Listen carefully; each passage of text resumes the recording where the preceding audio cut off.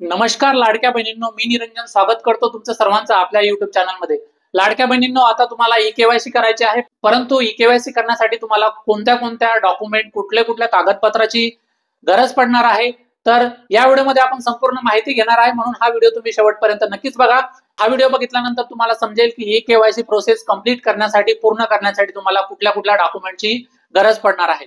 तर चला लाडक्या बहिणींनो, व्हिडिओला सुरुवात करूया। परंतु व्हिडिओला सुरुवात करण्यापूर्वी जर तुम्ही आपल्या चॅनलवरती पहिल्यांदा आला असाल तर आपल्या चॅनलला सबस्क्राईब करून ठेवा, जेणेकरून अशीच नवनवीन माहिती आपण आपल्या चॅनलवरती घेऊन येत असतो। तर लाडक्या बहिणींनो, तुम्हाला आता ई केवायसी करायची आहे, जेणेकरून लाडकी बहीण योजनेचा जो हप्ता आहे तो प्रॉपरली आणि न चुकता जमा व्हावा। म्हणून आता तुम्हाला लवकरात लवकर येत्या 2 महिन्यामध्ये ई केवायसी प्रोसेस ही पूर्ण करायची आहे।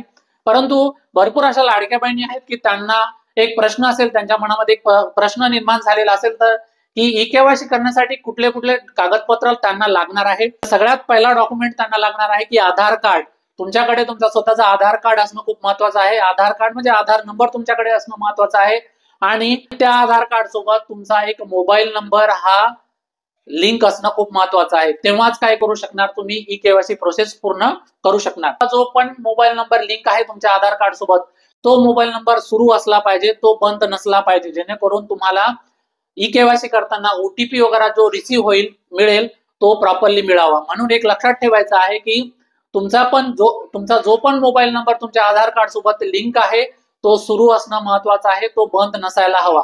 जर तो मोबाईल नंबर बंद असेल तर तुम्हाला दुसरा मोबाईल नंबर तुमच्या आधार कार्ड सोबत हा लिंक करावा लागेल। तर हे 2 कागदपत्र झाली। आता तिसरा महत्वाचा डॉक्युमेंट म्हणजेच काय की तुम्हाला तुमच्याकडे एक सक्रिय बँक खातं असणं गरजेचं आहे। बंद बँक खातं चालणार नाही, जेणेकरून तुमचा पैसा तुमचा हप्ता तुमच्या खात्यामध्ये जमा होणार नाही, आणि त्या बँक सोबत आयएफएससी कोड हा मॅच होणं महत्वाचं आहे। त्यानंतर तुम्हाला कदाचित जर तुमचं लग्न झालेलं असेल तर तुम्हाला कदाचित तुमचा सर्टिफिकेट आहे ते तुमच्याकडे असणं गरजेचं असू शकतं। या व्यतिरिक्त असे वेगवेगळे डॉक्युमेंट तुम्हाला लागू शकतात, परंतु हे महत्वाचे डॉक्युमेंट मी तुम्हाला सांगितले आहेत। हे डॉक्युमेंट तुमच्याकडे रेडी ठेवा, तेव्हाच तुम्ही काय करू शकाल, लाडकी बहीण योजनेसाठी ई केवायसी करू शकणार।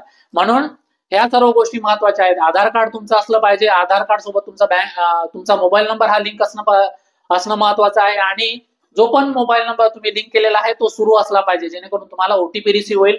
तुमच्याकडे एक प्रॉपर बँक खातं असलं पाहिजे, आणि बँक खात्यासोबत आयएफएससी कोड मॅच होणं महत्वाचं आहे।